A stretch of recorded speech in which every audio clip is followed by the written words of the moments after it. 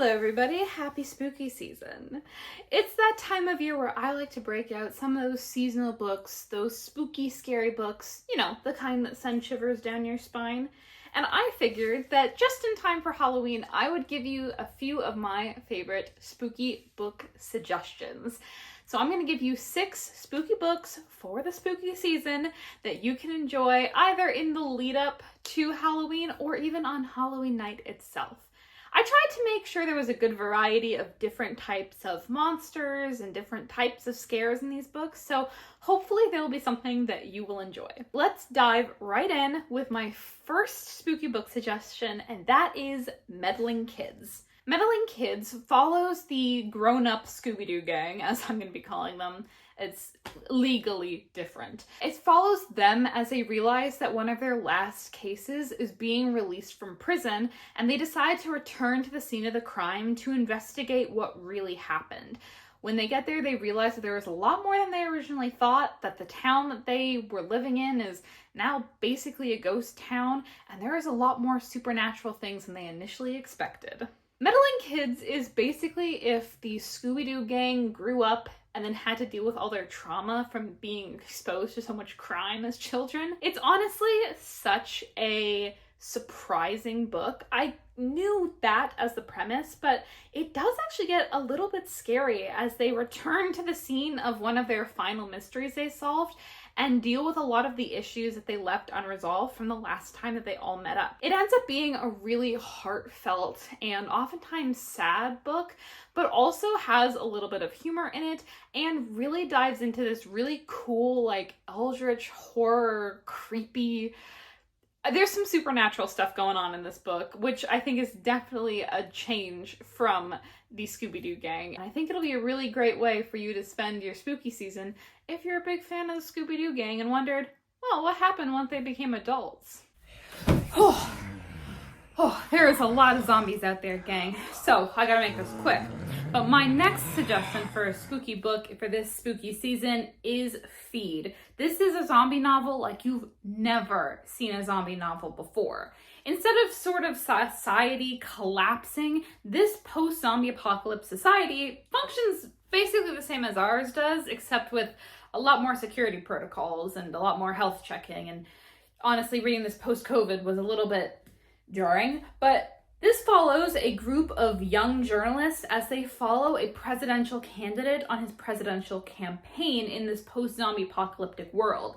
And for the most part, it doesn't feel that much like a big spooky zombie story that we're used to, but there are definitely some scary moments, some big zombie chases, some big reveals, and some really hidden threats. So if you're looking for a zombie apocalypse novel, which is also a political drama, then this might be the book for you.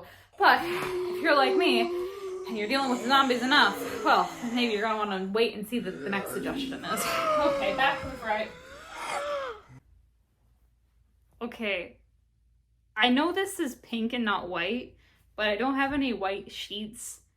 And I also can't really tell if I'm in the shot because I can't see anything, so just bear with me. If you want a fun ghost story, my suggestion for you is a book called Horror Store. I was put onto Horror Store as this silly, fun formatted book about a haunted IKEA, and it ended up being way scarier than I actually expected it to be. Basically, we follow a group of employees at this IKEA knockoff as they spend the night in the IKEA trying to hunt for ghosts. Well, some of them are hunting, some of them don't believe in ghosts, so they're just trying to find whoever vandalized the showroom floor. And what ends up happening is they find out that this IKEA was built on the site of an old asylum. So that's stereotypical and spooky. Yeah.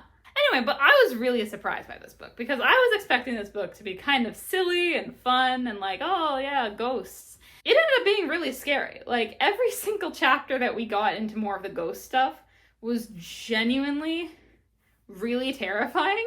So if you want something that is a little bit funny but also a little bit scary and you like ghosts, might be a fun one for you. I don't know if you can tell, I'm giving 2 thumbs up. My next spooky book suggestion is one that you are probably familiar with, either from knowing your classics or being on Tumblr, and that is the original vampire girl herself, Carmilla. Carmilla is the OG vampire novel. It was released 26 years before Dracula was released, and honestly, I think it's kind of better, maybe?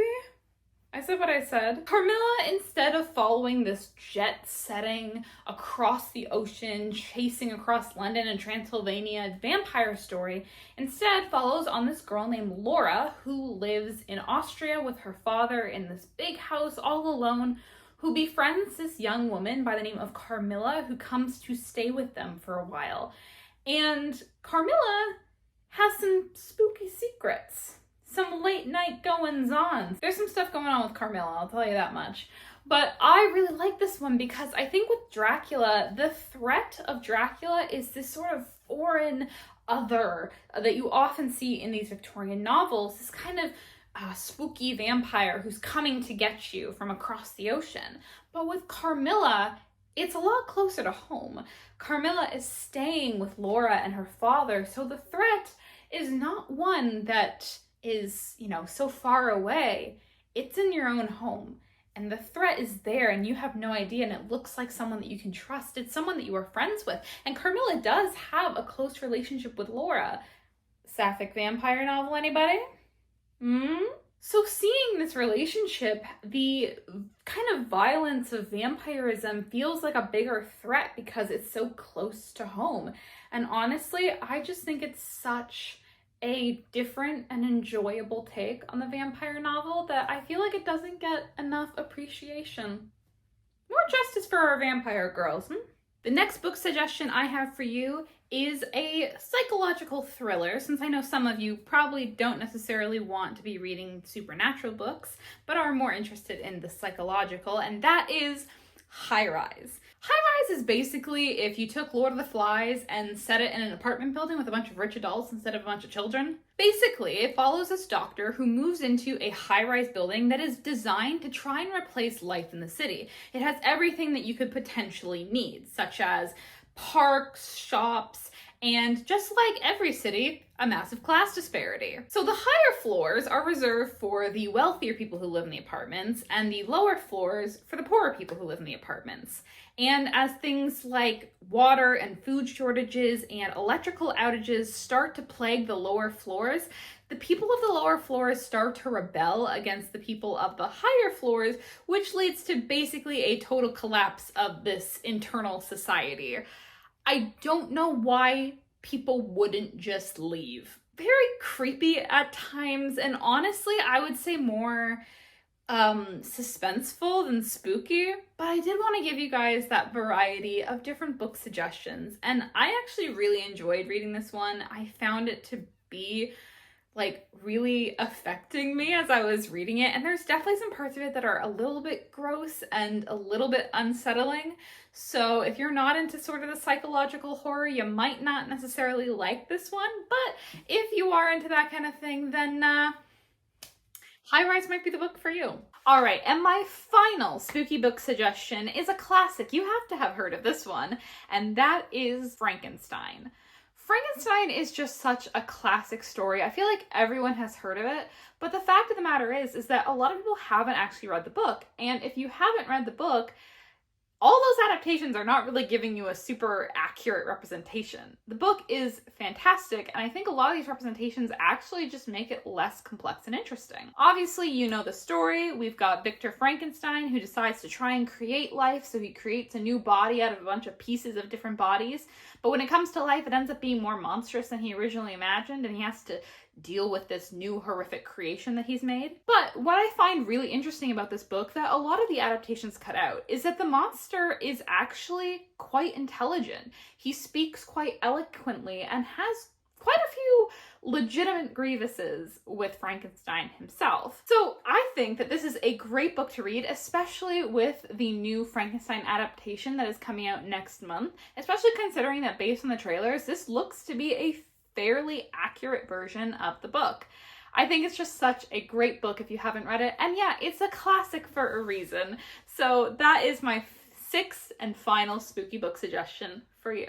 Alright, so those are my 6 spooky book suggestions for your Halloween night. I hope you find one of those that you enjoy, and if you have any spooky suggestions for books that I didn't mention in this video, be sure to leave them in the comments below. Maybe I'll pick them up, or maybe someone else will pick them up as well. Either way, I hope you have a very fun and spooky reading session before Halloween, and I hope you have a great spooky season, and I will see you all very, very soon. Bye!